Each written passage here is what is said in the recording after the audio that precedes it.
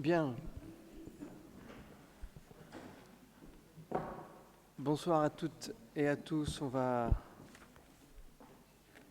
se laisser une petite minute encore. On est en avance.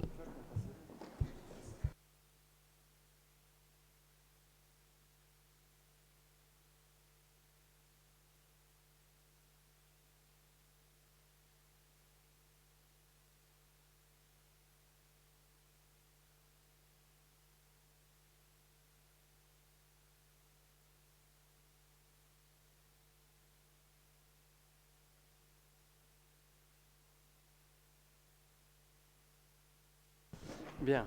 Bonsoir à toutes et à tous. On va démarrer cette séance du Conseil municipal, le quorum étant atteint. Je vais vous faire lecture pour commencer des pouvoirs. Daniel Raymond a donné pouvoir à Monsieur Le Serre.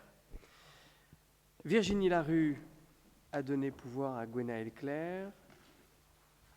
Adélaïde Sassine à José Tenda. Hélène Dupuis à Nadia Imo-Malric. Et Cédric Thomas à Patrick Julien, que nous sommes heureux de voir autour de cette table. Très heureux de vous revoir à nouveau. Juste, parfait, tout va bien. Pardon ? Je vais pas pouvoir. Nous allons désigner un élu pour être secrétaire de séance. Odile Jacquin, si tu es toujours d'accord. Merci, Odile. Je voulais, avant d'attaquer l'ordre du jour, faire un petit peu le lien avec la séance du dernier conseil communautaire, juste pour faire un petit point d'information sur lequel nous aurons l'occasion de revenir, à la fois en commission préparatoire au conseil et puis au conseil municipal du mois de juillet. C'est sur la dernière séance donc, du conseil communautaire qui avait pour objectif de lancer la première phase, la première marche du projet de plan local de l'habitat à l'échelle de l'agglomération. Une séance au cours de laquelle les élus de la majorité Bellefontaine se sont abstenus au lancement de cette séquence du PLH. Et je voulais en expliquer les grandes lignes pour qu'il n'y ait pas de malentendu, ou en tout cas que les positions des uns et des autres soient clairement comprises et que nous ayons effectivement un débat constructif autour de cette table dans les prochaines semaines. Les élus de Fontainebleau se sont abstenus sur ce projet de PLH parce que ce qui concerne la ville de Fontainebleau, il y avait plusieurs difficultés qui nous empêchaient d'être totalement à l'aise avec ce projet. C'est évidemment Fontainebleau ville-centre à assumer, sans doute. C'est peut-être la bonne logique de la densification urbaine dans une époque moderne où il faut densifier là où c'est déjà dense. Mais néanmoins, Fontainebleau porte une part importante de l'ambition de construction à l'échelle du territoire. Et que ce soit le cas, c'est une chose, mais que Fontainebleau ait la responsabilité et la charge de construire du neuf ou une proportion grande de logements neufs pour atteindre son objectif, nous posait question, et en tout cas nécessitait sans doute que nous puissions nous revoir et échanger sur cette ambition. Le PLH, en effet, dans son intention, proposait pour Fontainebleau ce chiffre de 1000 logements, alors en proportion de 800 constructions et de 200 rénovations, si je garde les grandes lignes, 800 constructions, 200 rénovations. Et c'est vrai qu'à l'échelle de Fontainebleau, ça nous paraît important d'avoir un débat pour savoir si telle est notre ambition à l'échelle de notre territoire, ou en tout cas s'il ne faut pas réinverser un petit peu les tendances et les curseurs pour valoriser davantage les rénovations. Et on sait qu'on a beaucoup de logements vacants à Fontainebleau et qu'il s'agirait peut-être d'avoir une politique assez incitative pour nous permettre de les rénover, et puis de baisser la pression, de baisser cette charge, même si elle n'est pas... s'il n'y a pas de sanction derrière, c'est quand même un document qui s'affiche et qui existe, donc il s'agit d'assumer une politique urbaine assez claire. Donc nous avons l'intention de rediscuter ensemble pour réinverser, sans doute, les proportions et ne pas avoir une pression, entre guillemets, de chiffres de construction de logements neufs à atteindre à l'échelle des prochaines années. On verrait bien un rééquilibrage des choses, mais nous aurons l'occasion d'en discuter en commission et lors du conseil municipal du mois de juillet. Mais c'est vrai que lorsque l'on voit dans cette fiche carte d'identité de la ville ce chiffre 2000, et puis des projets sur lesquels, encore une fois, la majorité Bellefontaine n'est pas d'accord pour les considérer comme acquis. Je pense évidemment au projet de construction sur le Clos des Ébats. Ce sont des sujets pour lesquels nous ne sommes pas en phase avec les intentions programmées, en tout cas la destination de ce site pour l'instant proposé par le château de Fontainebleau. Eh bien, il n'était pas question pour nous d'avoir à entériner comme ça, sans rien dire, cette première marche du projet de PLH. Nous aurons l'occasion d'y revenir, mais il me semblait important de clarifier pour celles et ceux qui ne siègent pas au Conseil communautaire, d'expliquer ce vote qui a eu lieu il y a maintenant 3 semaines de cela. On peut, si vous le voulez bien, passer à l'ordre du jour de ce soir, avec tout d'abord la liste des décisions prises en vertu de l'article 21-22. Je ne sais pas s'il y a des questions sur ces décisions. Plusieurs questions écrites ont été posées avec, j'espère, les réponses suffisantes. Monsieur Le Cerf. Oui, bonsoir à tous. Oui, pour l'essentiel, mes réponses me satisfont. Par contre, j'ai vu... oui, notamment concernant la décision 23 EJS point 63 qui concerne l'appel à projet accueil des enfants en situation de handicap. Donc là, c'est bien de voir que les financements pourraient servir à un renfort du personnel. Après, ça ne fait pas beaucoup de TP, hein, vu les montants qu'on pourrait attendre. Est-ce que cet appel, c'est une enveloppe ciblée? Comment ça s'est concrétisé?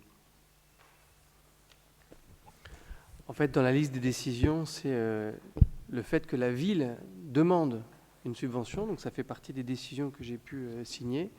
Nous verrons déjà ce qui nous est évidemment accordé et ce sur quoi nous pourrons flécher les montants obtenus, que ce soit sur des postes ou sur du matériel. Allez-y.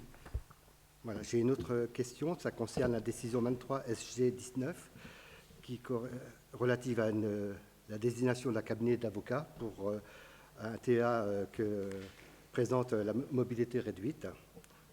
Je voulais savoir de quoi il s'agissait, sachant que cette association a 3 recours contre la ville, dont 2 TA. Je voulais savoir si c'était la place de l'État pour les pavés devant les portes charretières. Est-ce que c'est pour la rue de la Chancellerie concernant le cheminement en pavé? Je vous prie de m'excuser, à quelle décision faites-vous allusion? La place de l'étape. La décision, c'est 23 SG 19.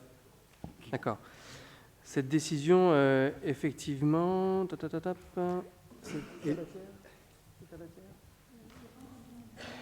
Et le 3e contentieux qui nous, avec mobilité réduite, en fait, c'est la route de l'Ermitage, mais pour l'instant, c'est juste un recours gracieux et il n'y a pas de TA tenté par l'association. Oui, c'est la route de l'Ermitage, effectivement, Monsieur Le Cerf.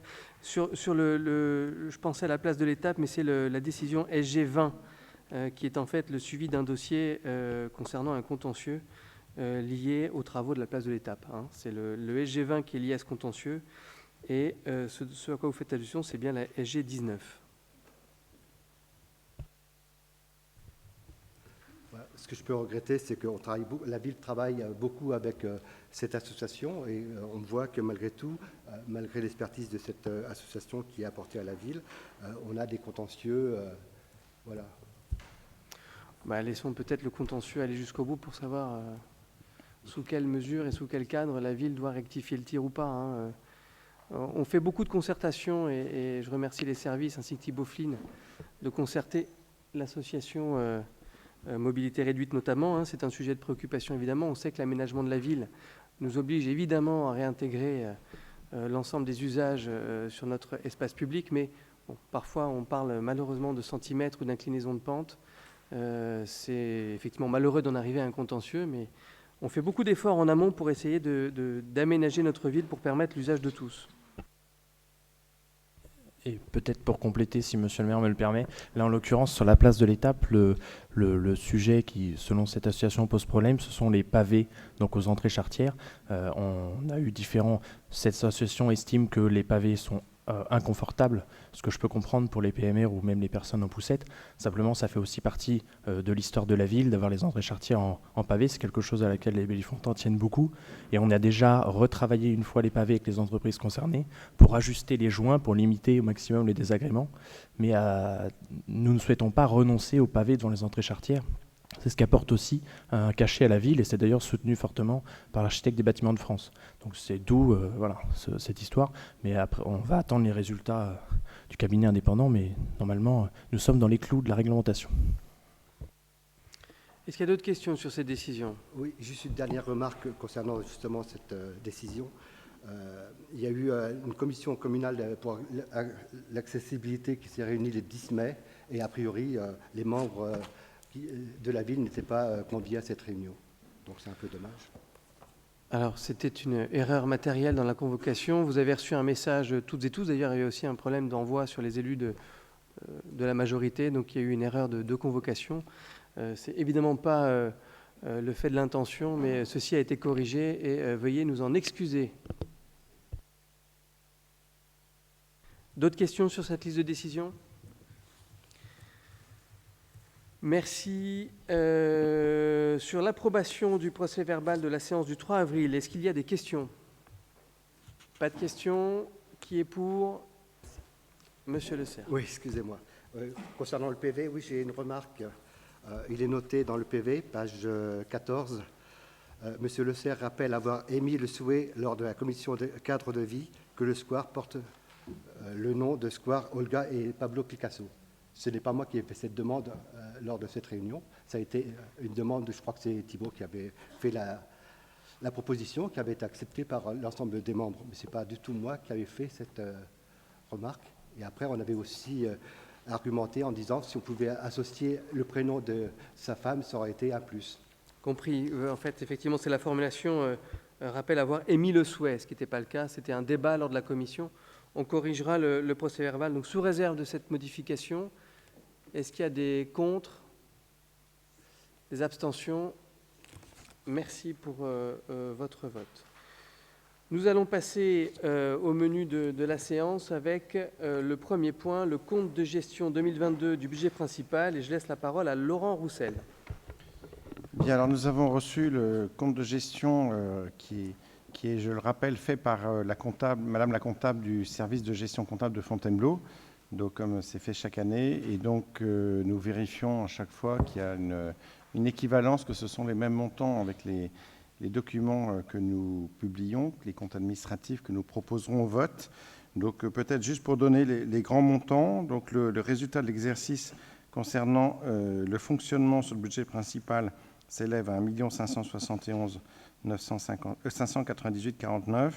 Le budget annexe du théâtre a, au niveau fonctionnement, un déficit de 29 610,28. En ce qui concerne l'investissement, nous avons un solde d'exécution hors reste à réaliser de 888 638,68 pour la ville, et pour le théâtre, un déficit de 79 523,49. Et donc, puisque le compte de gestion est conforme et les montants sont les mêmes que dans les comptes administratifs, il vous est proposé d'approuver ce compte de gestion. Merci. Est-ce qu'il y a des questions sur le compte administratif de la ville? Pas de questions. Qui est contre? Qui s'abstient?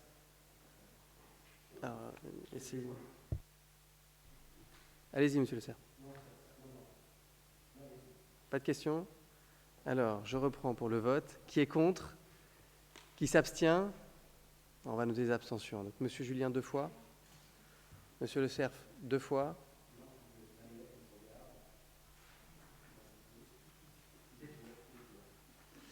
Donc 2 fois pour monsieur Julien, 1 fois pour monsieur Le Serre et 1 fois seulement. Qui s'abstient? Merci pour votre vote. Délibération suivante concernant le compte de gestion pour le théâtre. Laurent. Ça, j'en ai déjà parlé des montants, donc il suffit d'approuver le compte de gestion. Clair et limpide sur le compte de gestion concernant le théâtre. Est-ce qu'il y a des votes contre? Abstention? Une abstention, monsieur Le Serre, sur l'un des deux. D'accord. Madame Imot? Abstention. et Patrick Julien, 2 abstentions. Très bien. Merci pour les autres votes. Passons au point numéro 3, le compte administratif 2022. Laurent peut effectivement présenter celui de la ville et celui du théâtre, et puis comme il est de rigueur, je sortirai au moment du vote. Bien, donc je crois qu'il y a un certain nombre de diapos. Donc je commencerai par les résultats, donc j'en ai déjà parlé, donc, mais je compléterai par en ce qui concerne l'investissement, les résultats de l'exercice, y compris les restes à réaliser, donc au budget principal. Donc on a un déficit d'1 085 825,29 et pour le théâtre, un déficit de 99 153,45. Et en ce qui concerne le cumulé, le résultat global de clôture s'élève à 564 757,80. Donc ça concerne les chiffres globaux des comptes administratifs. Pour rentrer plus dans le détail, en ce qui concerne la section de fonctionnement, d'abord, donc en ce qui concerne les recettes de fonctionnement, sur le budget principal, puisque je parlerai après du budget du théâtre, nous avons, en ce qui concerne les dépenses réelles, d'abord les recettes réelles, 29 141 885,10, c'est-à-dire une progression de 7,32%. Donc là, je parle des recettes réelles. En ce qui concerne les dépenses réelles, comme vous pouvez le voir, nous avons des dépenses à hauteur de 23 037 624,62, donc une progression de 8,6. Alors, pour rentrer dans le détail de ces chiffres maintenant, en ce qui concerne les recettes de fonctionnement, donc on a une progression, comme je le disais, de 6,97 par rapport au compte administratif 2021, et cela est dû en partie à la reprise de l'activité économique, donc après le Covid, et à une évolution du produit fiscal. Les produits des services et domaines, le chapitre 70 s'élève à 3 270 000. Il s'agit des redevances d'occupation et recettes d'utilisation du domaine public, les recettes issues de prestations de services proposées par la ville, que je ne listerai pas. Les impôts et taxes, c'est le chapitre 73, d'un montant de 15 835 280, qui comprennent les taxes foncières et la taxe d'habitation, à hauteur de 12 572 000. Et également le Fonds national de garantie individuelle de ressources, mais ça c'est un tout petit montant, 14 000. Le reversement des paris hippiques, c'est donc une spécificité pour Fontainebleau due à l'hippodrome pour 104 539. Les droits de place, 48 000. Les taxes additionnelles, 1 758 000, qui sont légèrement en baisse de 4% par rapport à l'année dernière. Donc ça, c'est une tendance qu'on devrait retrouver en 2022 compte tenu de la faiblesse du marché immobilier, comme on l'avait déjà dit au moment du vote du budget, et une taxe sur la consommation finale d'électricité, 430 000, qui, elle, progresse, puisque c'est lié au coût de l'électricité sur 2022. Voilà. Les taxes, donc j'en ai parlé, taxes sur l'électricité, donc elle progresse de 26%. Les droits de mutation, donc une baisse de 4%. Les prélèvements paris en ligne, 17%, donc on a une bonne progression des taxes sur l'hippodrome. Espérons que ça va continuer. Voilà, c'est essentiellement pour l'évolution des taxes. En ce qui concerne les dotations, on a une progression de 1,28%, donc à 3 538 000. Donc il n'est peut-être pas utile de rentrer plus dans le détail, c'est relativement stable. Ça ne couvre pas l'inflation néanmoins, mais c'est relativement stable par rapport à l'année précédente. Je passerai sur les atténuations de charges, puisque ce n'est pas un montant très important. En ce qui concerne les autres produits de gestion courante, on a un montant de 591 000, des loyers de la ville à hauteur de 278 000, des redevances pour le marché forain, 37 000, les redevances pour le stationnement interparking, comme on est en J-2, on a encore l'impact du Covid pour le coup, donc on aura une amélioration l'année prochaine, mais là on est à 10 000, donc quasiment pas, pour ce qui concerne les parkings en ouvrage. Les recettes générées à la place d'armes, 243 000. Voilà. Et redevances Enedis, 18 000. Je passerai sur les produits exceptionnels puisqu'ils sont relativement faibles cette année. En ce qui concerne les dépenses de fonctionnement, donc une progression de 8,26% par rapport au compte administratif. C'est donc une hausse qui est essentiellement due à la hausse de l'énergie et à la revalorisation du point d'indice sur les salaires. Les dépenses de fonctionnement, donc c'est stable depuis, on va dire depuis 10 ans, c'est stable dans la ville, puisque les charges de personnel sont de 51%. De mémoire, c'était à peu près le même pourcentage il y a 10 ans, donc pas beaucoup de changements. Les charges à caractère général sont également stables à 32%. Charges exceptionnelles 2%, donc ça c'est très faible. Les charges financières 1%, mais comme je le disais au moment du budget, on aura peut-être un jour une hausse, mais c'est certainement pas un risque aujourd'hui pour la ville. Et les autres charges de gestion courante, c'est 10%.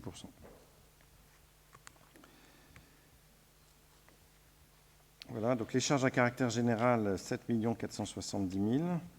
Donc une progression due aux dépenses d'énergie, des révisions de prix sur les marchés en cours dues à l'inflation, et puis une poursuite des animations de la ville pour la Saint-Louis, la fête de la musique et le marché de Noël. Les dépenses de personnel, donc elles progressent de 9,34%. Donc ça, c'est dû à quelques embauches, mais essentiellement les embauches qui ont été faites l'année précédente, qui pèsent intégralement sur l'exercice, plus une progression du point de l'indice qui a progressé de 3,5%. Les autres charges de gestion courante s'élèvent à 2 411 000.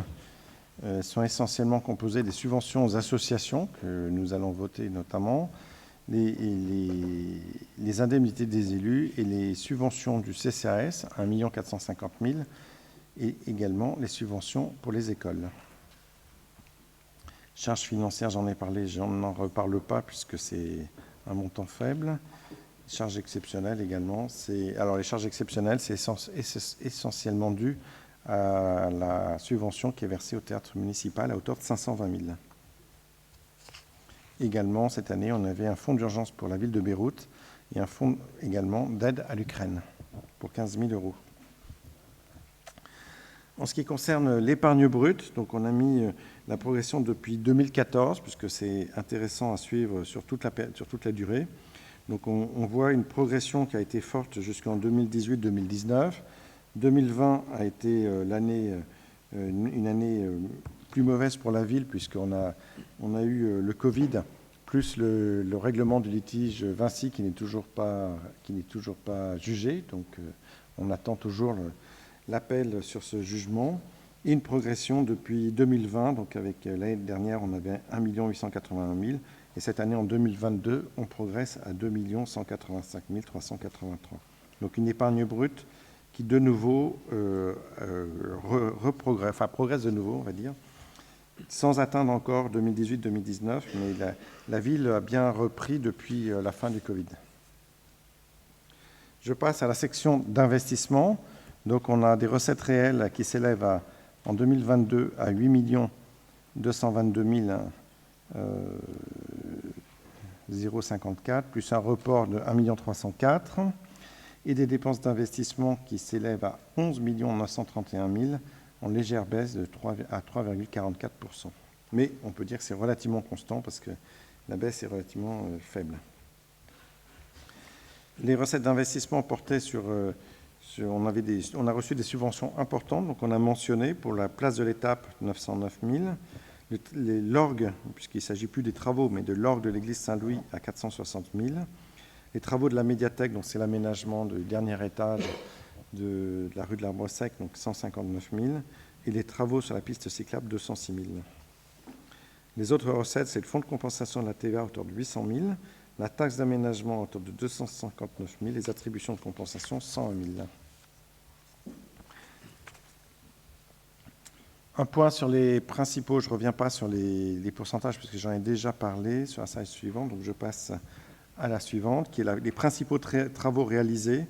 Donc les travaux place de l'Étape à hauteur de un peu plus de 2 millions, travaux passage Roncin 200 000, quelques travaux sur la rue des Pleux, des travaux sur la performance énergétique 50 000, les aménagements des accès points d'apport volontaire, donc pour les déchets 11 000, travaux de l'hôtel de ville 359 000, le mur de Ferrat 75 000, la piste cyclable 877 000, gymnase Martinel 134 000, des études pour d'AMEM à hauteur de 130 000, les travaux de l'école Saint-Méry 300 000, pour la maison des associations 58 000, et je citerai dans les montant important. L'orgue de l'église Saint-Louis, 177 000 pour lequel nous avions eu les subventions.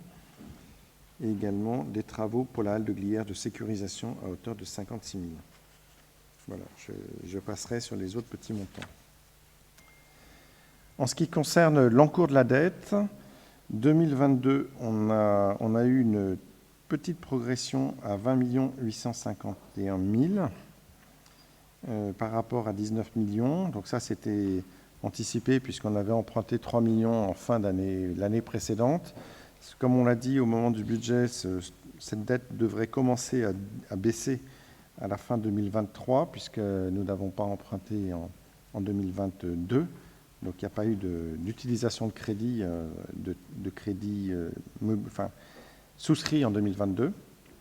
Et un ratio prudentiel, puisque c'est finalement ce qu'on regarde de plus près à 9,54.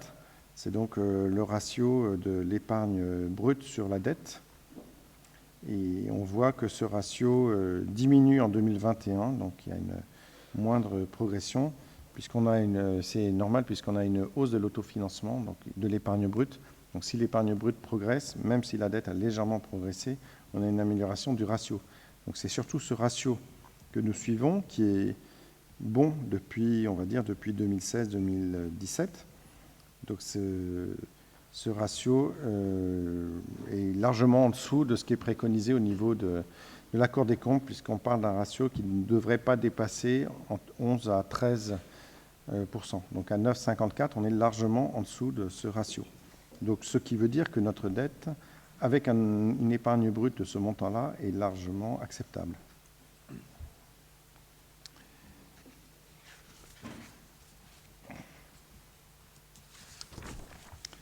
Voilà, en ce qui concerne le compte administratif du théâtre, donc sur les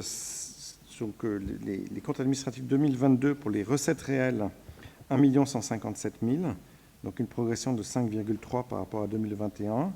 En ce qui concerne les dépenses réelles, une progression de 27%, puisqu'on a des dépenses à hauteur de 835 000. C'est essentiellement dû aux charges à caractère général, donc ça c'est l'augmentation des dépenses dues aux frais notamment d'énergie, et les charges de personnel avec l'augmentation du point à 425 000. Donc après on vous a mis des camemberts qui est intéressant puisqu'on voit que la billetterie compose 50% des recettes du théâtre, les locations de salles 9% et les subventions de la région et du département un peu plus d'un quart des recettes de fonctionnement. En ce qui concerne les dépenses de fonctionnement, donc évidemment, c'est essentiellement les charges de personnel et les charges à caractère général. Voilà, section d'investissement en ce qui concerne le théâtre, c'est toujours très faible, mais donc pour le mentionner quand même, on a 13 000 € pour les recettes d'investissement, et en ce qui concerne les dépenses, on a, je ne sais pas où c'est d'ailleurs, recettes et 253 000. D'accord, oui, 253 000, c'est ce que j'ai là.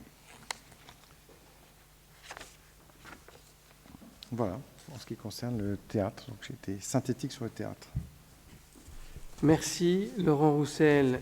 Est-ce qu'il y a des questions sur cette présentation? Monsieur Le Cerf. Oui, je voulais déjà souligner les lignes budgétaires qui apparaissent concernant l'indemnité dite inflation pour le personnel concerné, 200 €. C'est plutôt, voilà, j'ai vu ça. 13 400 € pour le personnel titulaire, 9 500 € pour le personnel non titulaire, 700 € pour les apprentis. Je vois, Laurent, je ne sais pas si je me trompe, que ces charges sont compensées en fait par la réduction des cotisations dues à l'URSSAF. Si j'ai bien vu le... C'est ça? D'accord. Très bien. Concernant les recettes réelles de fonctionnement, plusieurs remarques. Plus 2 millions, un peu plus de 2 millions d'euros. principalement dû aux augmentations des recettes des services, régies, espaces famille, centres de loisirs, conservatoires, des dotations de l'État qui ont pu compenser les hausses d'énergie qui ont eu lieu par exemple. On peut noter aussi des atténuations de charges qui correspondent à des remboursements des arrêts maladie. Ça, c'est plutôt une mauvaise nouvelle. En théorie, pour une augmentation des recettes de plus de 2 millions, on peut envisager une amélioration de l'épargne disponible pour investir du même montant. Je ne suis pas sûr que ce soit le cas pour la ville de Fontainebleau. Voilà les remarques pour les recettes. Pour les dépenses, on note que les différentes hausses des dépenses, 19,03% entre 2021 et 2022, essentiellement dues aux dépenses d'énergie, ça on l'avait déjà vu, les différentes révisions de prix sur les marchés en cours et les prestations. C'est lié aussi à un certain nombre d'actions qui veulent expliquer la hausse, les services informatiques, services sport, services développement durable, services social, services manifestations et fêtes, jumelage.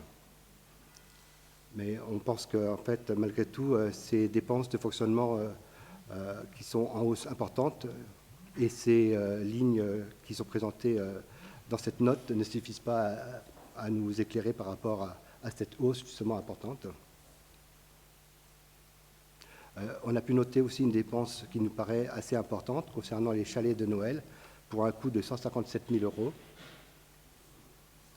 Concernant les dépenses de personnel, 8,8 équivalents temps plein représentent 1 million de charges. Ça ne nous paraît pas cohérent.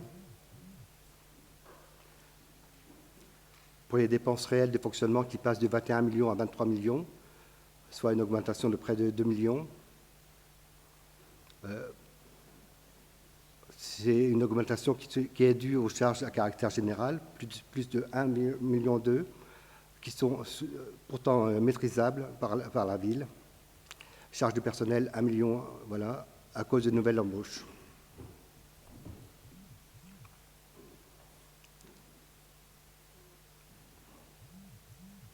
Voilà, je vais m'arrêter là déjà pour un premier temps. Je continuerai peut-être après.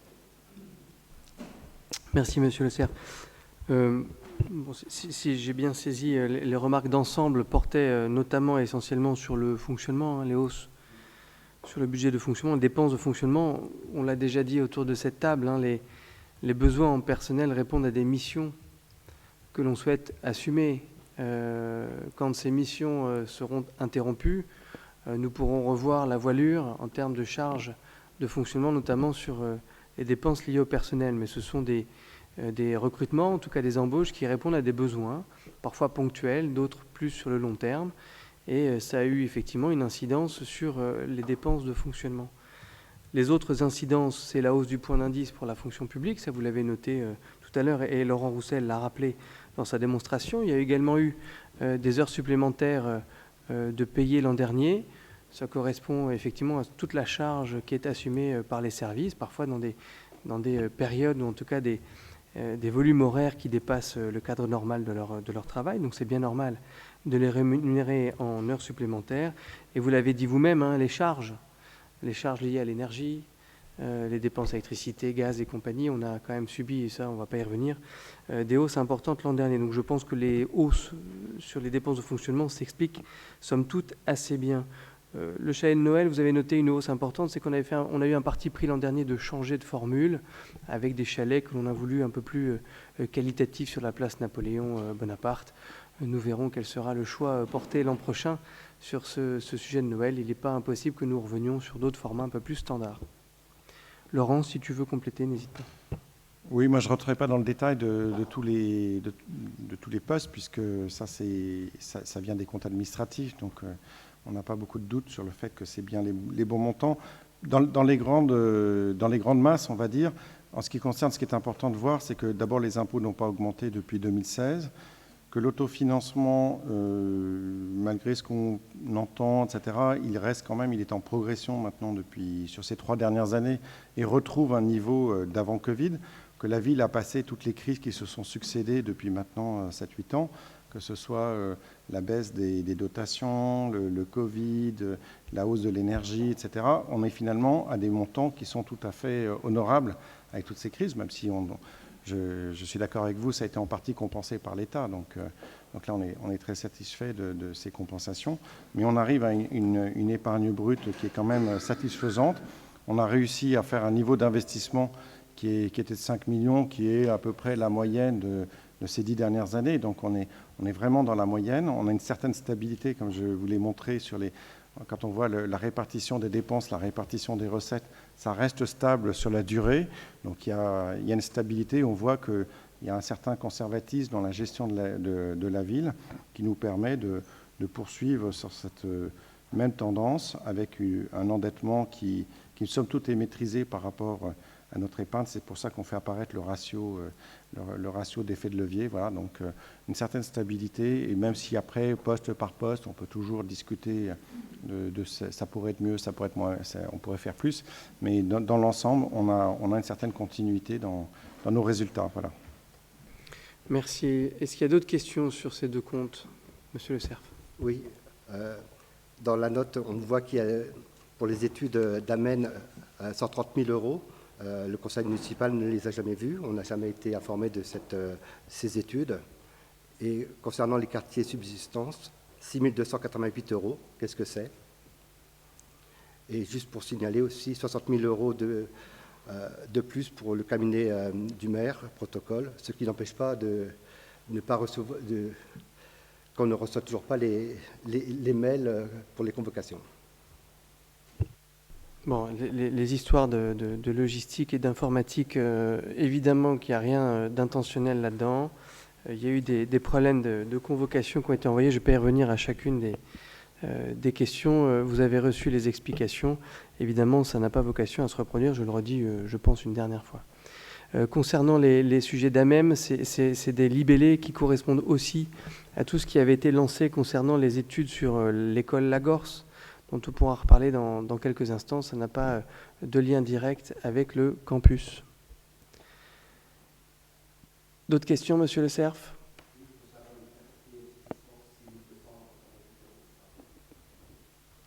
« 6 288 euros, c'est noté. Accompagnement? Oui, des accompagnements divers et des relevés de géomètres. D'accord, merci. D'autres questions sur ces comptes? Très bien, ben je vais laisser, si vous en êtes d'accord, Isabelle Bolger assumer la suite de la séance pour vous permettre de voter.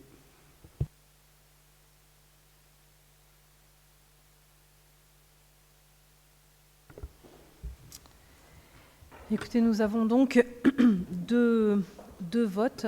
Nous allons procéder en deux temps. Donc, en ce qui concerne les comptes administratifs du budget principal de la ville, je veux savoir, est-ce que vous êtes prêts à voter sur ces comptes administratifs? Y a-t-il des votes contre, des voix contre? Contre? Alors, 1, 2, 3, 4. Très bien, merci. Des abstentions? Une abstention. Merci pour l'adoption de ce compte administratif 2022. Évidemment, dans la même logique, nous allons procéder au même vote pour le compte administratif du théâtre municipal. Si vous êtes prêts à délibérer, y a-t-il des voix contre? Des abstentions? 5. Merci. Merci pour l'adoption du compte administratif du théâtre. Merci beaucoup.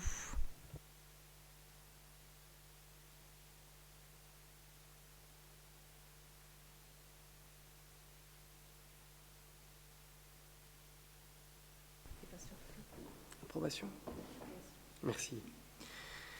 Merci à tous. Eh bien, ça nous permet d'enchaîner sur la prochaine délibération. La parole toujours à Laurent Roussel. Alors, ça concerne l'affectation des résultats de l'exercice. Donc, si ça ne vous dérange pas, j'arrondirai au millier parce qu'il y a beaucoup de centimes. Donc, les résultats de l'exercice, comme je l'ai déjà dit en plus, s'élèvent en ce qui concerne le budget principal de la ville pour le fonctionnement à 2 397 000. Et pour l'investissement, on a un résultat global. Alors, résultat global de clôture, quand on considère le fonctionnement et l'investissement, 423 194,15. Donc, le résultat de fonctionnement sera affecté à l'article 1068 pour 5 067 282,20 et l'affectation du solde de l'excédent de fonctionnement 2022 au chapitre 002 pour 423 194,15. En ce qui concerne le résultat d'investissement négatif de 3 092 818,23, donc une reprise à la section d'investissement, solde d'exécution de la section d'investissement reportée au chapitre 001 en dépenses pour 3 092 818,23. Voilà. Merci. Est-ce qu'il y a des questions sur cette affectation de résultats? Pas de questions. Qui est contre? Qui s'abstient? 2 pour M. Julien, 2 pour M. Le Cerf, 1 pour Mme Immo. Toujours Laurent Roussel pour l'affectation des résultats sur le théâtre. Alors, pour le théâtre, l'affectation du résultat de fonctionnement de 308 293,69, donc à l'article 1068, autres réserves pour 166 730,04, au chapitre 002 pour 141 563,65. Et en ce qui concerne l'investissement, donc le déficit de 147 100,008, donc au chapitre 001, solde d'exécution de la section d'investissement reportée pour 147 100,08. Merci. Est-ce qu'il y a des questions? Pas de questions. Qui est contre? Qui s'abstient? 2 pour M. Julien, 2 pour M. Le Cerf, 1 pour Mme Immo. Merci. Délibération suivante qui concerne les attributions de subventions, moment important chaque année, effectivement, qui fait suite à un processus que vous connaissez maintenant, puisque nous recevons des dossiers de demande de subvention, nous les instruisons pour savoir s'ils répondent évidemment aux priorités et au cadre global proposé par la ville. Je vais laisser la parole à Laurent Roussel qui vous précise qu'il y a une petite erreur matérielle qui a été corrigée dans la délibération, mais si besoin, j'y reviendrai juste après. Laurent.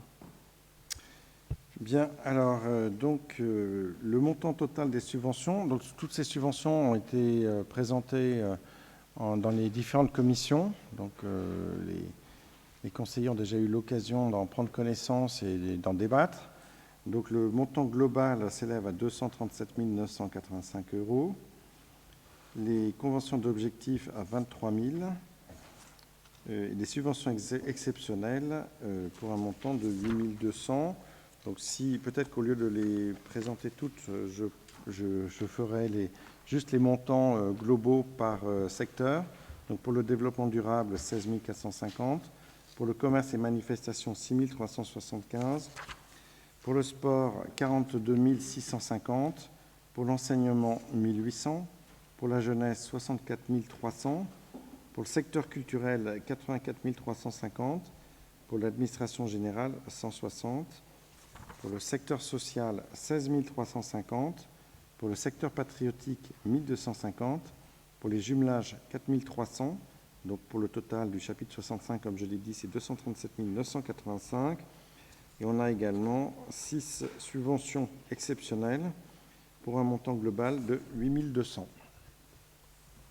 Voilà.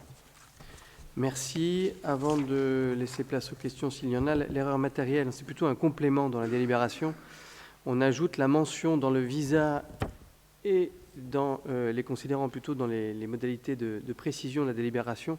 On fait allusion à la charte de la vie associative, évidemment, que la ville propose aux associations. Il était important de le rajouter dans la délibération. Est-ce qu'il y a des questions sur cette délibération? Monsieur Le Cerf. Oui, j'ai des remarques concernant ces subventions. Je vais le faire par secteur. Concernant le secteur développement durable, à la commission finances, on a supprimé la subvention qui était accordée à un établissement public, l'ONF, pour la nommer. On a donné cette somme à l'association ANVL, qui porte donc sa subvention initiale de 4 000 à 6 000 €. Je pense qu'il aurait été préférable que cette subvention soit répartie sur l'ensemble des 7 associations de ce secteur, ou pour le moins aussi, ce qui pourrait être bien, c'est de pouvoir soutenir un peu plus l'association Compost et nous, pour laquelle L'année dernière, la ville avait accordé 3 000 € et pour cette année, que 1 000 €. 2 000 €, pardon. Je vais faire secteur par secteur, si vous voulez bien. Donc, vous voulez que je fasse tout? Oui, faites tout. Je fais tout, d'accord. Pour le secteur sportif, j'ai noté en commission finances pour l'association meeting d'athlétisme 1 000 € pour le chapitre 65 et 1 000 € sur le chapitre 67. Là, il n'y a plus qu'une seule ligne, 1 000 € pour la ligne 67, subvention exceptionnelle. Concernant ce secteur, lors du conseil municipal du 3 avril, José Tanda nous a présenté la demande de subvention exceptionnelle au profit de l'association Pays de Fontainebleau Athlétisme. Est-ce que c'est la même association? D'accord. On n'en parle pas dans ce... Je ne la vois pas apparaître. Bon, le PFA a eu une subvention exceptionnelle qu'on a déjà votée dans l'enceinte du Conseil. C'était pour les accompagner dans la préparation de la foulée impériale. Mais ça n'apparaît pas là. On l'a déjà voté D'accord. en avance. D'accord. Concernant l'association L'Enfance et le 7e art, les subventions accordées étaient accordées dans le secteur enseignement le 4 mai. Actuellement, c'est sur le secteur enseignement. Bon, j'ai compris un peu, quand j'étais voir le site, que c'est une association extrêmement dynamique et qu'elle agit sur les deux secteurs. Par contre, j'ai vu aussi qu'il y avait une subvention exceptionnelle de 2 500 € pour cette association, qui n'était pas prévue initialement. Mais bon, voilà. Et concernant aussi le secteur jeunesse, le 4 mai, il y avait une subvention de 800 € qui était accordée au Forum des jeunes et qui n'apparaît plus aujourd'hui. Est-ce que c'est un oubli, une erreur? Après, j'aurai une dernière remarque qui concerne en fait le fait que j'ai regretté lors de cette réunion que le secteur social ne soit pas plus renforcé. Vu la conjoncture actuelle, je pense qu'on peut un peu plus aider ce secteur. La subvention de 1 000 € pour l'accueil de jour me paraît faible. Il faut signaler malgré tout le travail des bénévoles extrêmement important et dans des conditions difficiles, même s'ils ne s'en plaignent pas. Par contre, je suis aussi étonné que la demande de subvention des colibris solidaires n'a pas reçu d'écho favorable à sa demande. J'ai pu en parler avec Mme Isabelle Bolcher récemment. Je trouve ça regrettable, car l'association intervient dans de nombreux domaines, aide alimentaire, vêtements. Elle est reconnue de plus en plus dans le Sud 77. Elle est particulièrement sollicitée lors des institutions, pour trouver un logement pour les femmes battues. Il y a encore quelques jours, une jeune maman avec ses 2 filles de 3 et 5 ans s'est retrouvée dans la rue. Nous l'avons soutenue. Nous lui avons payé une nuit d'hôtel. Elle n'avait pas pu avoir de solution auprès des institutions. La question du logement d'urgence est un vrai sujet qu'il faut porter ensemble. Je pense qu'on aura l'occasion de travailler ensemble sur ce sujet. Récemment encore, une petite fille est égorgée par son père un vendredi, alors que le tribunal avait prononcé une ordonnance de protection à Nanterre. Que prévoit la ville pour éviter ça? Concernant la subvention pour les colibris solidaires, nous ferons la demande l'année prochaine en espérant qu'elle aura un avis favorable. Merci. Bien, juste dans les différentes remarques, je ne vais peut-être pas les reprendre une à une parce que vous avez fait un petit peu le retour de ce qui s'était passé en commission. Et si la commission a effectivement changé quelques lignes ou réaffectations entre le secteur jeunesse ou la culture, c'est pour une question de lisibilité et de tri de ce tableau, mais il n'y a pas de remarque particulière sur votre intervention. Le meeting d'athlétisme, vous l'avez dit, c'est le meeting d'ailleurs qui s'est tenu vendredi dernier au Stade Mahut, auquel la ville a donné une subvention de 1 000 € qui apparaît en subvention exceptionnelle. Le forum des jeunes, c'est que le montant n'était pas finalement sollicité. Donc en fait, il n'y a pas vraiment de différence, à part des corrections à la marge sur ce qui a été débattu en commission. Vous soulignez, cher monsieur, le travail des bénévoles, le travail de tout ce qui concerne le secteur social. Vous avez entièrement raison, et c'est aussi un travail des services de la ville et du CCAS qui est de tous les instants et au quotidien pour être vigilant sur ces sujets-là, et ce n'est pas Isabelle Bolger qui me contredira, c'est effectivement quelque chose de fondamental et qui concerne des sujets difficiles, parfois qui touchent à la vie de nos concitoyens, mais également parfois à leurs conditions précaires de vie. Il y a quelque chose qui est important néanmoins, c'est que je pense qu'il ne faut pas, si vous me permettez, vous avez évoqué des sujets graves et des sujets parfois terribles qui touchent des familles. Les institutions sont organisées pour pouvoir répondre à ces urgences, et c'est vrai que les associations viennent en complément de l'action des pouvoirs publics, et c'est important de pouvoir compter sur ces associations. Il est aussi à mes yeux essentiel que chacun intervienne dans le champ qui est le sien pour ne pas parfois rajouter de la complexité à des situations qui sont dramatiques et très difficiles à assumer. Je laisserai évidemment la parole à Isabelle si elle veut compléter mon propos. Pour revenir au cas précis des colibris, vous avez cité une action qui dépasse l'échelle du territoire Bellefontaine, donc j'imagine qu'ils peuvent aussi demander des subventions à d'autres collectivités, mais il se trouve que pour la demande de cette année, le dossier n'était pas recevable, et je crois que c'est l'explication qui vous a été donnée par Isabelle Bolger. Techniquement, comme toute autre association, le dossier n'était pas complet, et ça s'appelle une logique d'instruction qui est valable pour tout le monde. Sans doute que l'année prochaine, le sujet pourra être appréhendé de façon différente. Isabelle, sur le volet social, est-ce que tu veux ajouter quelque chose ? Non, je vous remercie, monsieur le maire, pour cet état des lieux. Je tiens à dire que, à moi aussi, parfois, le montant global versé aux subventions du champ social me paraît bas. C'est toujours trop bas. Voilà. Néanmoins, les subventions sont destinées à être adossées à des projets, à des ressources de personnes, à des ressources de moyens pour faire aboutir des projets. Donc j'ai bon espoir d'être soutenue à chaque fois qu'il y a des propositions qui valent le coup, qui sont possibles à mettre en œuvre dans les limites aussi des ressources humaines que nous avons et évidemment dans un cadre budgétaire qui est le nôtre. Voilà. Et simplement, en ce qui concerne les colibris, je vous rappelle aussi, monsieur Le Cerf, que malgré ce que vous m'avez dit au téléphone, les services du CCAS ont appelé les colibris pour signaler que le dossier était incomplet et il n'a pas été donné de suite à l'appel. Donc nous avons pris soin de vérifier si vous aviez des modifications à effectuer sur le dossier. On en reparlera l'année prochaine quand le dossier sera complet. Voilà, merci. Laurent Roussel, un complément ? Oui, juste un petit mot sur l'association Accueil de jour que je préside. Donc, je pense que les élus de la majorité s'associent aux remerciements que vous faites aux bénévoles qui, effectivement, ont fait un excellent travail, comme je l'ai dit en commission. Et je leur transmettrai, effectivement, nos remerciements pour cette année passée. En ce qui concerne le montant de la subvention, elle est calibrée parce que, comme vous le savez, la ville met à disposition le bâtiment de l'octroi gratuitement et prend en charge également les fluides ainsi que les réparations. Il y a une chaudière qui est en cours de changement, donc il n'y avait pas de besoin non plus supplémentaire. Donc l'avantage, c'est qu'effectivement, comme c'est des bénévoles, ils ne sont pas rémunérés, donc on prend en charge leurs frais de déplacement et les dépenses qu'ils engagent, mais il n'y avait pas de raison de demander plus que le montant qui apparaît.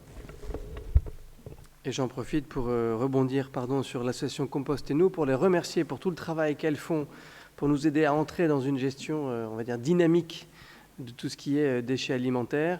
C'était leur demande à elles. Nous l'avons plutôt accompagnée à 100%. Bien entendu, si d'autres demandes se faisaient jour, eh bien, nous étudierions la question avec bienveillance parce qu'elles remplissent une grande mission pour nous et pour notre territoire.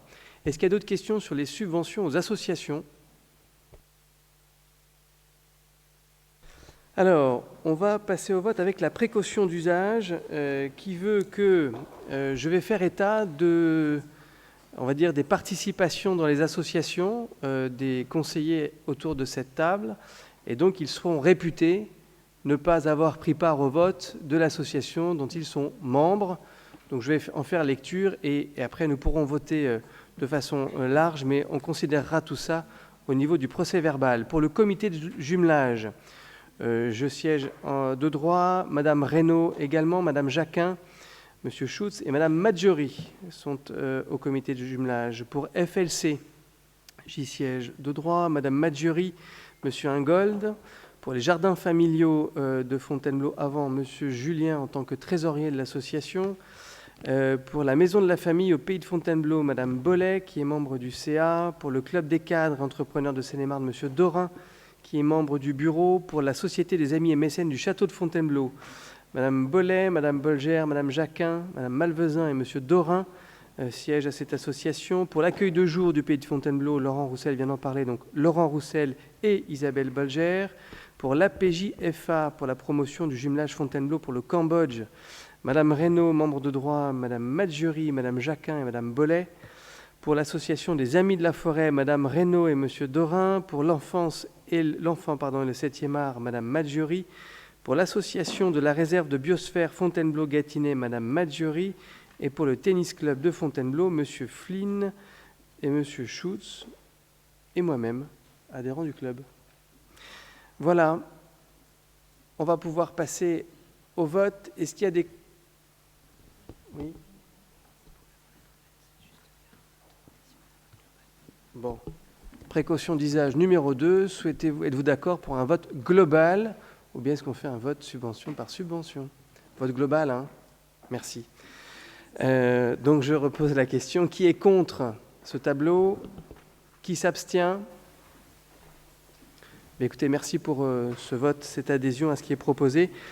J'en profite également, c'est dommage que Daniel Raymond ne soit pas là, parce qu'il aurait été heureux de recevoir sur sa table le fameux tableau des adhésions de la ville à des organismes extérieurs. Je l'avais promis pour cette séance.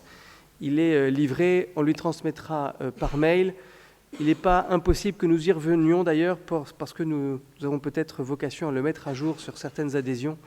Donc en tout cas, c'est l'état actuel de nos adhésions que vous avez sous les yeux qui vous permettront de savoir les organismes auxquels la ville siège et pour quelles raisons. Nous pouvons passer au point suivant qui est le point sur le choix du lauréat pour la maîtrise d'œuvre rénovation du groupe scolaire Lagorce avec, je le précise également, dans le projet de délibération, des précisions qui ont été mises sur table. Ça concerne la levée d'anonymat dont je vais parler dans quelques instants, et ça concerne des précisions sur les noms des cabinets, puisque la séance du conseil municipal de ce soir a vocation à désigner le lauréat du concours qui s'est achevé le 8 mars dernier par la réunion du jury et le 10 mai dernier pour la levée de l'anonymat. La levée de l'anonymat, c'était juste autoriser le conseil à évoquer en sa séance les noms des différents protagonistes. Juste une petite remise en perspective. C'est donc un concours dont nous avons parlé déjà depuis un certain temps, puisqu'il a l'objectif est de pouvoir, au sein du groupe scolaire Lagorce, opérer non seulement une rénovation de l'école, mais également une extension de cette école pour pouvoir accueillir à terme l'ensemble des sections internationales, puisque, vous le savez, elles ne pourront plus à terme occuper les locaux dans lesquels elles sont aujourd'hui, locaux propriété du conseil départemental, et ce dernier a manifesté son souhait de vouloir récupérer ces mètres carrés. Donc la ville s'est engagée sur un projet de relocalisation. L'école Lagorce a été l'école identifiée pour pouvoir accueillir ce projet et pour pouvoir avoir un projet à la fois ambitieux mais maîtrisé. Nous avons lancé un concours lors de la séance du conseil municipal de 30 mai 2022 avec différents critères. La qualité technique et professionnelle des candidats, mais également la qualité des références pour nous permettre d'avoir, on va dire, une équipe d'architectes à la hauteur de ce qu'on demandait concernant ce groupe scolaire. Je vous fais grâce de tout ce qui était date limite de réception des candidatures. En tout cas, à l'issue d'un premier jury de concours qui s'est tenu en septembre dernier, nous avons shortlisté, en tout cas le jury a shortlisté 3 candidats. Il s'agissait du cabinet Bruno Madère, architecte, Paris 19e. Il s'agissait de MUE, Atelier d'architecture, Déclic et des calques, qui se situe à Paris 11e.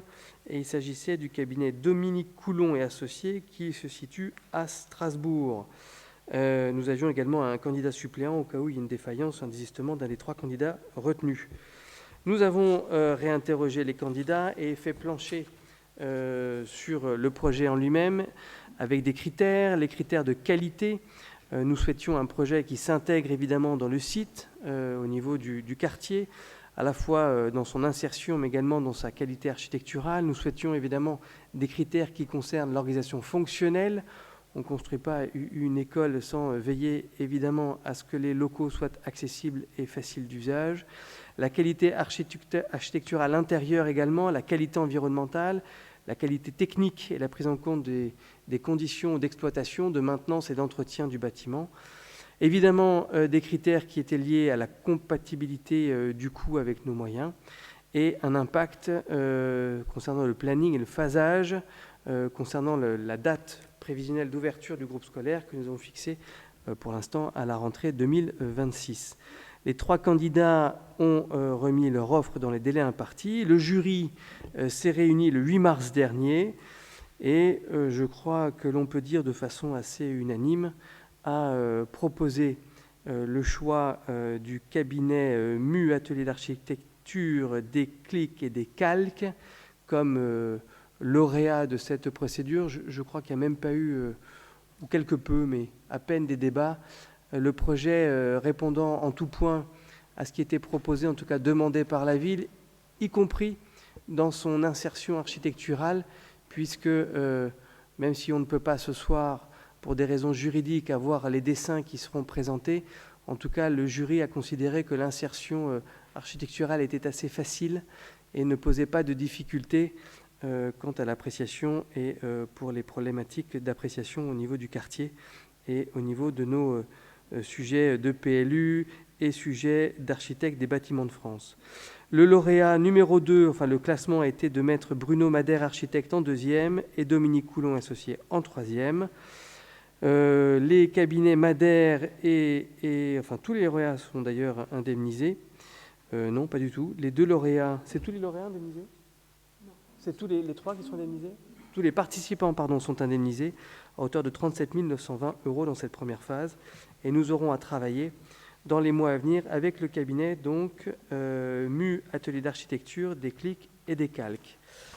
Pour être tout à fait complet et précis, cette phase donc ouvre une séquence qui va nous permettre de travailler à la bonne insertion. Il y a des questions qui se posent. J'ai eu l'occasion de recevoir à plusieurs reprises avec Gwenaëlle Claire les habitants du quartier, puisque évidemment, quand on réfléchit à reconstruire un site scolaire qui a vocation à attirer plus d'enfants, donc certainement plus de flux, plus de circulation, la question de l'insertion et justement du traitement des flux se pose.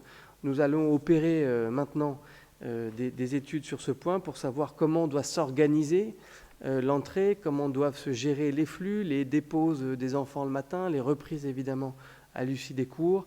Et donc nous verrons, je pense, d'ici la rentrée de septembre, nous aurons des éléments précis pour pouvoir apprécier comment cet ensemble nouveau s'intégrera parfaitement dans le quartier, puisque le but est de minimiser les nuisances, voire même de régler, d'en profiter pour régler ces sujets d'accessibilité et de flux des voitures le matin et le soir.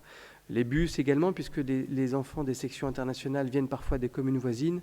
Donc il s'agira d'apprécier comment ces enfants sont déposés à l'école. Donc c'est la phase qui va s'ouvrir et qui nous permettra après de prendre le crayon, de prendre la plume avec ce cabinet d'architectes et d'entrer dans les détails du projet, de rédiger les différents contrats et d'envisager donc le phasage et le financement de ce projet important pour la ville. Nous aurons donc l'occasion d'en reparler. La phase de ce soir, c'est l'acceptation du lauréat de ce concours d'architecture. S'il y a des questions ou des compléments, surtout Gwenaëlle, si tu veux apporter des compléments, n'hésite pas. Et sinon, nous sommes prêts à répondre à vos questions. Monsieur Le Cerf. Oui, nous allons être dans l'obligation de voter contre par manque de transparence à cause des problèmes de convocation qui n'ont pas permis à Monsieur Thomas et Madame Tamborini, je suis obligé de le rappeler, je suis désolé, d'être présents lors de ce processus de choix du lauréat. Si vous me permettez, Monsieur Le Cerf, vous faites une petite confusion sur les commissions d'accessibilité. Le jury a été correctement composé pour le coup. Et le jury est composé, d'ailleurs nous avons voté autour de cette table la composition du jury il y a un an de cela, et les membres du Conseil qui avaient vocation à y siéger ont été dûment invités. Ce qui n'a rien à voir avec la commission accessibilité auquel vous faisiez allusion tout à l'heure. D'accord. Parce que M. Thomas et Mme Tamborini n'assistent pas? La réponse est oui. Oui, mais ils n'ont pas reçu les convocations. Ouais, Bon, ça a été envoyé, manifestement correctement envoyé. moi, je ne peux S'il pas. y a eu non, mais plus. vous faites l'écho, le porte-voix de ce qui vous a été demandé, donc il n'y a pas de difficulté. En tout cas, c'est l'explication de votre vote. Vous voterez contre cette décision. Est-ce qu'il y a d'autres questions sur ce, ou demandes d'intervention sur ce projet? Pas d'intervention. Donc je vais simplement vous demander si vous êtes d'accord pour valider le choix du jury. Est-ce qu'il y a des contre? Alors, une seule voix, Monsieur Le Cerf, 2 voix, Monsieur Julien, et 1 voix, Madame Imot. Est-ce qu'il y a des abstentions? 1 voix pour Monsieur Le Cerf, je pense que c'est Monsieur Raymond. Et le reste valide la démarche. Un grand merci. Nous aurons évidemment l'occasion d'y revenir dans les prochaines semaines, prochains mois, pour valider la suite du programme. Merci. Délibération suivante qui concerne la collecte du numéro d'immatriculation des véhicules dans le cadre du stationnement payant. Thibaut Flynn. Bonsoir à tous.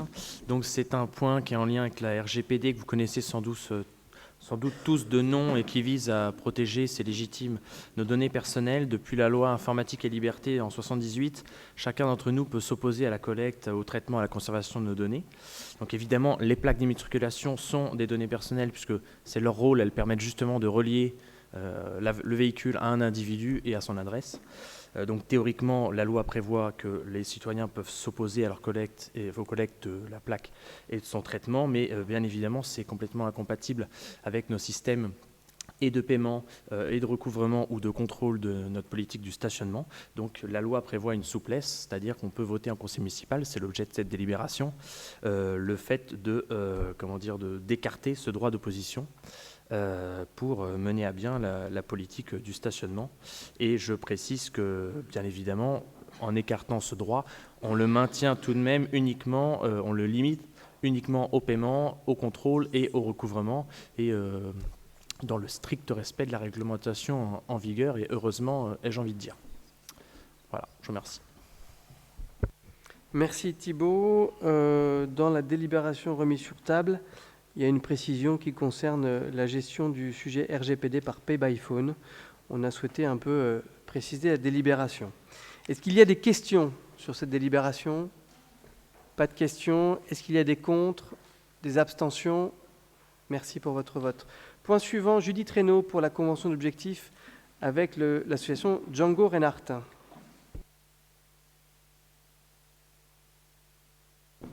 Juste, est-ce que vous pouvez me dire quelle page du dossier c'est? Parce que je suis sur informatique et je n'ai pas déroulé suffisamment.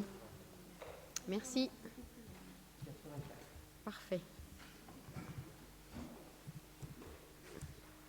Même si je connais bien sûr par cœur. Donc le festival Django Reinhardt, je pense que ce n'est pas la peine que je resitue le contexte, tout le monde connaît ce festival. La ville de Fontainebleau, de toute façon, soutient ce festival, tout comme le département et le pays de Fontainebleau. Comme c'est une subvention d'un montant supérieur à 23 000 €, il faut une convention écrite, une convention d'objectifs, pour préciser les modalités du partenariat entre la ville et l'association. Donc, je vais quand même vous rappeler les dates. C'est le 22, 23, 24 et 25 juin, et ça a lieu dans le parc du Château. Chaque année, c'est pas tellement pendant le Covid, mais ça rassemble plus de 15 000 visiteurs. Et aussi, alors le festival présente une version au théâtre qui s'appelle Jazz au théâtre, qui a lieu en général au mois de novembre. L'année dernière, on ne l'avait pas fait, mais on souhaite cette année renouveler cette prestation qui est très attendue des Bellifontins. Donc l'association choisit la programmation en fait des artistes qui passent. Il s'occupe de la promotion et de la gestion du festival ainsi que celle du jazz au théâtre. Au niveau des actions que l'association s'engage à réaliser pour le soutien que la ville lui apporte, dans la subvention, c'est bien sûr de garantir une bonne gestion des comptes en accord avec les objectifs qu'on a fixés, et aussi de favoriser l'accès des Belléfontains à ce festival, de respecter l'ensemble des principes de fonctionnement et des règles que nous avons établies, et de mettre aussi en œuvre une action de sensibilisation liée au festival. Et notamment, il y avait eu un tremplin Jeunes Talents, je ne sais pas si vous aviez assisté il y a 2 ans, enfin l'année dernière aussi d'ailleurs, sur le podium, sur la scène des luthiers. Du coup, le lauréat qui est désigné chaque année par un jury de professionnels est programmé ensuite l'année suivante sur la grande scène avec un cachet de 1 500 €. Donc l'idée, c'est d'essayer de promouvoir les jeunes talents.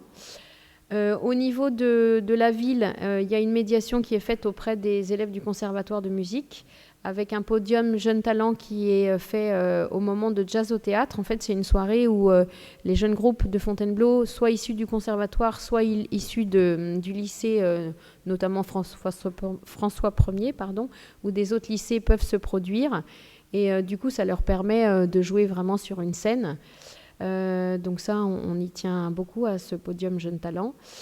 Des ateliers musicaux et pédagogiques de 2 heures qui sont faits par des intervenants, souvent des musiciens de jazz de la scène manouche, qui sont faites dans les établissements pour sensibiliser les élèves à cette musique. Et aussi des ateliers de discussion concernant le jazz et la culture. Enfin, 4 masterclass de guitare durant le festival en anglais et en français. Sur le jazz au théâtre, on a juste demandé un petit changement de date parce qu'avant c'était du jeudi au samedi et on a pensé que le dimanche en matinée c'était un bon créneau pour le jazz, surtout en novembre où il fait pas beau. Donc du coup on leur a demandé de déplacer un tout petit peu les dates pour que ça ait lieu du vendredi au dimanche. Voilà. Bien sûr, faire apparaître sur leurs documents le logo de la ville et la participation de la ville. Donc, il vous est demandé aujourd'hui d'approuver la convention d'objectifs. Et alors, je n'ai pas dit le chiffre, la subvention est de 56 000 €. En fait, elle se découpe en 2. 40 000, c'est pour le festival qui a lieu en juin. Et 16 000, c'est pour Jazz au théâtre. Alors, juste une petite précision. En fait, chaque année, on votait 50 000, mais le théâtre payait un des programmes de jazz pour Jazz au théâtre, payait 6 000 € de cachet. Et en fait, on s'est dit pour plus de transparence, puisque du coup, on ne choisit pas du tout la programmation, on a préféré remettre la somme entière dans la convention d'objectifs. Donc 40 plus 10 plus 6, ça fait 56 000. Voilà, merci. Merci Judith. Est-ce qu'il y a des questions sur cette délibération? Pas de questions. Qui est contre? Qui s'abstient? Merci pour votre soutien. Toujours Judith Reynaud pour la convention de partenariat. Avec le FHA, non? Celle-ci, voilà, convention d'objectif d'abord, convention Oui, de partenariat partenariat avec Django Reinhardt. Oui, alors la convention de partenariat, c'est un peu la même chose, hein, c'est-à-dire, en fait, oui, c'est parce qu'en fait, on est partenaire dans le sens où la ville, on leur met à disposition du matériel et des supports d'affichage, des panneaux de ville pour communiquer sur la manifestation, des kakémonos aussi sur les mâts en centre-ville et des bâches aussi sur le festival, la façade de l'hôtel de ville. Voilà. En échange, l'association s'engage à bien sûr intégrer le logo de la ville et à nous fournir quelques badges et des passes journées pour les 4 jours du festival. Donc 7 badges et 10 passes journées. Voilà. Et puis j'ai bien sûr du matériel comme des barrières et tout ça qui s'engagent à rendre dans leur état, sinon ils remboursent le matériel dégradé. Donc il vous est demandé d'approuver cette convention de partenariat. Merci Judith. Est-ce qu'il y a des questions sur cette convention? Pas de questions. Qui est contre? Qui s'abstient? Merci pour votre soutien. Judith Reynaud pour la convention de partenariat avec le château sur le Festival d'Histoire de l'Art. Oui, donc alors le Festival de l'Art, vous savez cette année que c'est le pays invité, c'est la Belgique, et le thème c'est le climat. Donc chaque année, c'est une manifestation qui est organisée par l'INHA et le château de Fontainebleau en partenariat avec la ville. Donc c'est vraiment une manifestation de qualité qui promeut l'histoire de l'art. Il y a des choses qui sont pour des événements, conférences, projections, qui sont pour des passionnés, des étudiants, mais aussi pour un public. Et l'idée, c'est que les Bellifontins s'emparent de ce festival et assistent à tout ce qui est fait. Et je crois que ça marche assez bien. Donc pour les dates, c'est le premier week-end du mois de juin. C'est vraiment un événement qui est riche en conférences, puisqu'en tout, il y a plus de 250 événements qui ont lieu sur la ville. Un peu partout, au château, à l'école des mines, au théâtre, au cinéma Hermitage. Voilà, donc compte tenu de l'importance du festival, la ville s'associe à l'événement et le soutient. Donc les objectifs du partenariat entre la ville et l'INHA Le Château, c'est de consolider cette emprise locale du FHA qui reste de façon visible à Fontainebleau.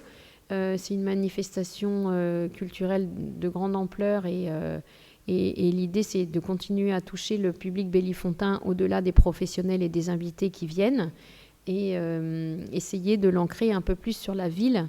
Donc, en fait, c'est pour ça qu'on s'associe avec eux pour leur apporter donc, la communication à travers nos supports de communication que vous connaissez, les bâches, les kakémonos, les panneaux, de aussi faire une communication dans le Bellifontain et sur les outils numériques de la ville. Alors, en commun, ce que nous allons faire cette année, on l'avait déjà fait sur les années précédentes, c'est une exposition sur les grilles du château, un peu en amont de la manifestation pour l'annoncer. Et on a choisi des photos des peintres belges. Donc ça, c'est un travail qu'on a fait en commun. On a proposé aussi, comme Benoît Jacques, vous savez, qui est le parrain de la médiathèque, est belge. Du coup, on a proposé un atelier d'écriture-peinture avec cet illustrateur qui aura lieu le samedi 3 juin à l'atelier, à la Charité. Et puis, on avait fait l'année, quand il y avait eu le Portugal, on avait proposé un spectacle de fado, et en commun avec le château et le comité de jumelage. Et cette année, cette fois-ci, c'est le château qui nous a proposé un duo de danse qui a l'air magnifique, d'une compagnie belge, parce que les Belges sont assez forts en danse contemporaine. Je ne vous dis pas les noms parce qu'ils sont imprononçables, mais ce sera le samedi 3 juin à 18h30 et ce sera en entrée libre. Voilà, donc et c'est cofinancé par le château et la ville de Fontainebleau. Voilà, donc bien sûr, la ville de Fontainebleau met à disposition gracieusement le théâtre municipal pour cette soirée et aussi l'espace culturel de la Charité et le conservatoire de musique. Donc il vous est demandé ce soir d'approuver la convention de partenariat avec donc le château et d'autoriser le maire à la signer. Merci. Merci. Est-ce qu'il y a des questions? Monsieur Le Cerf. Juste une remarque, en fait.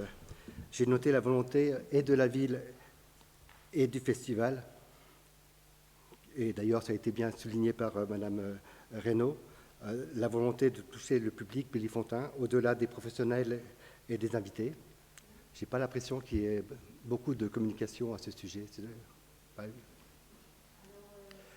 Et notamment, il y a là la République, peut-être qu'il y aura un article de presse prochainement. Le programme, alors c'est vrai qu'on leur dit chaque année que le programme arrive assez tard. Il y a un gros programme papier avec tous les événements. Là, je vois ce soir qu'on en a eu un un peu concis sur la table. Mais c'est vrai qu'il arrive toujours un peu tard, on leur a dit. Après, je crois que c'est difficile, la programmation, comme il y a beaucoup d'événements, qu'elle arrive tôt. Mais vous avez raison, il faudrait communiquer un peu plus. Alors après, je trouve que c'est vrai que le fait qu'il y ait les projections au cinéma Hermitage, en fait, on dépose des programmes là, et c'est un lieu quand même assez emblématique de la ville où les gens peuvent venir se renseigner, et on leur demande de les avoir assez en amont. Mais il faudrait qu'on en mette en mairie et au théâtre. Oui, il s'agit de diffuser l'information par nos canaux de communication, et puis sans doute tous les médias locaux pourront s'en faire l'écho. Vous avez le programme qui a été distribué sur la table. D'autres questions? C'est bon? Qui est contre cette délibération? Qui s'abstient? Merci pour votre soutien. Judith Reynaud, pour le règlement des études du Conservatoire de musique et d'art dramatique.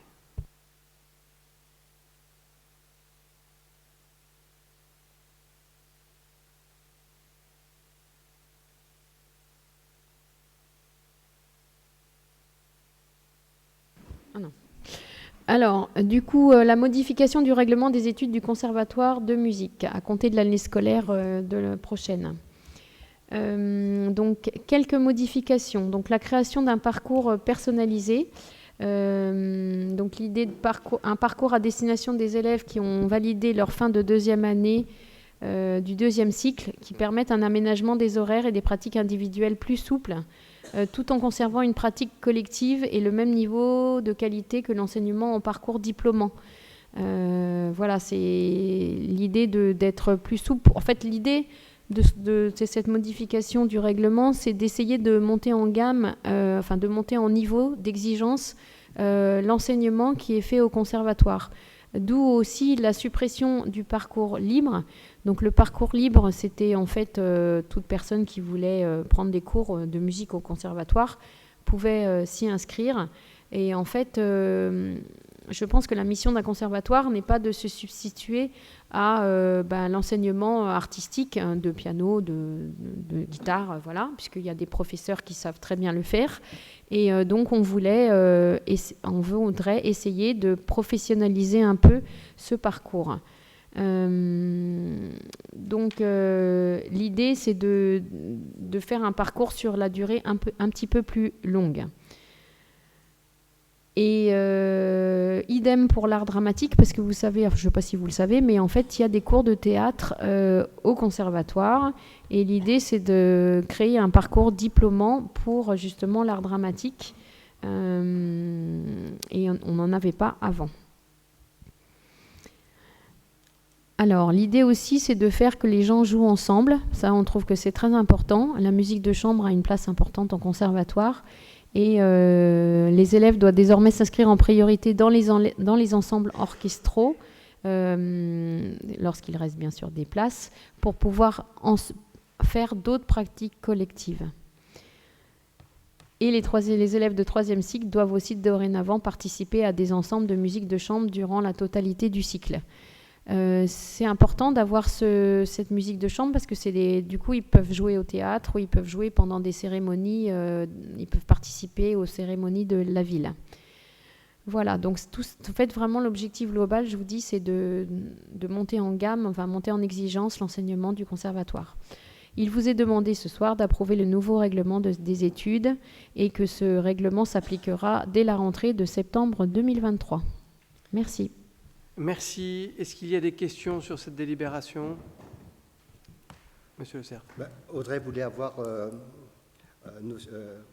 savoir quel changement il y avait, mais je pense que Judith a répondu à ses attentes. Merci. Merci beaucoup. On va pouvoir passer au vote. Qui est contre? Qui s'abstient? Merci pour votre soutien. Délibération suivante, et je vais donner la parole à Fanny Malvezin qui va nous parler de la convention avec Interparking. Oui, merci Monsieur le maire.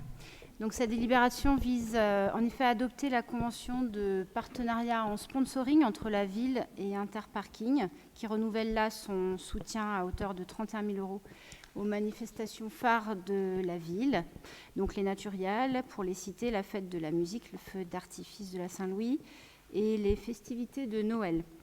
C'est un soutien fidèle depuis plusieurs années qui contribue au rayonnement de notre ville et de ses politiques publiques. J'en profite pour rappeler à mes collègues, mais à lancer aussi un appel, que la politique de mécénat et des partenariats lancée au début du mandat commence à porter ses fruits. En 2022, ce sont 70 000 € en mécénat et partenariat donc, qui ont été collectés pour compléter un peu nos recettes. C'est une nouvelle relation publique-privée qui est gagnante-gagnante et qui contribue à l'attractivité de nos politiques.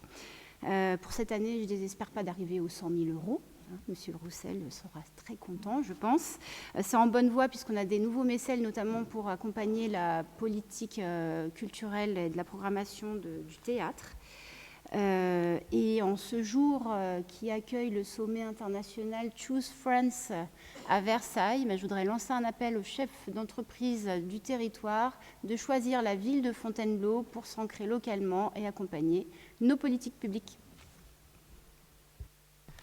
Merci, Fanny, pour cette présentation. Est-ce que ça appelle des questions ou des commentaires? Monsieur Le Serre. Oui, j'avais émis un avis plutôt favorable le 4 mai lors de la présentation en commission de finances. Mais voilà, c'est toujours compliqué ce mélange des genres entre partenariat et de sponsoring. C'est la raison pour laquelle on va voter contre cette convention. Bon, je ne vois pas de mélange des genres et ce sont des choses qui se font évidemment partout, en tout temps et dans n'importe quel sujet. Maintenant, je vous laisse apprécier le sujet sous l'angle que vous le souhaitez. En tout cas, de notre côté, ça fait du bien aussi aux recettes municipales. Sur cette délibération, est-ce qu'il y a d'autres demandes d'intervention? Pas de demande. Qui est contre? Donc 2, 4, 5 pour les minorités. Qui s'abstient? Merci pour votre vote. Nous allons passer à la dernière délibération de ce soir et je vais donner la parole à Carole Garnelec qui va nous parler du comité consultatif du marché forain Saint-Louis. Merci, Monsieur le maire. Alors, le Code général des collectivités territoriales prévoit la possibilité pour le maire de créer des comités consultatifs. Dans le cadre de l'organisation et de la gestion du marché forain Bellifontaine, il est doté d'un comité consultatif qui est composé de Monsieur le maire, de 5 commerçants désignés au sein des commerçants du marché, de 3 élus issus du conseil municipal, du délégataire, en l'occurrence le responsable régional de la société Les Fils de Madame Géraud, et son représentant quotidien sur le marché, c'est-à-dire M. Calamita, dit Le Placier. Il vous est proposé aujourd'hui de modifier quelque peu la composition de ce comité. Il conviendrait de remplacer M. le maire qui siège de droit par son représentant, de gagner encore un poste parmi donc les 3 représentants du conseil municipal. On conserve 5 représentants parmi les commerçants, le délégataire bien sûr et son représentant. Il vous est également proposé de modifier un des articles du règlement intérieur du marché forain qui concerne la manière dont est composé le comité consultatif du marché pour les forains. Les représentants des commerçants, jusqu'à présent, étaient désignés par l'ensemble de la communauté. Aujourd'hui, ils ont émis le souhait d'être plus représentatifs au travers de l'organisation d'élections. Donc, dans la mesure où ils l'ont demandé, il n'y avait absolument aucune raison de s'y opposer. Il y a donc une modification d'un article du règlement intérieur qui permettra à ce que 5 commerçants soient élus pour un mandat de 3 ans. Les commerçants ont souhaité que puissent être éligibles uniquement les abonnés, c'est-à-dire ceux qui sont aux 3 séances du marché, mais que soient éligibles uniquement les commerçants abonnés qui sont abonnés depuis plus d'1 an, et qu'en revanche soient électeurs uniquement les abonnés, quelle que soit la durée de leur abonnement. Il est prévu des élections au mois de mai prochain. Merci pour cette présentation. Juste pour précision, je désignerai, selon toute vraisemblance, Carole Garnelec pour continuer à présider ce CCMF qu'elle préside déjà depuis quelques mois. C'est important de pouvoir leur permettre d'élire leurs propres représentants. Donc nous allons voir comment l'exercice démocratique est exercé par les forains. Je voudrais, pour aller plus loin, vous proposer les candidatures en ce qui concerne la majorité municipale. Les candidatures sur les 3 postes dont a parlé Carole Garnelec il y a quelques instants. Donc pour la majorité, nous allons en prendre 2 et ce seront messieurs Baudouin et Flynn qui représenteront la majorité municipale.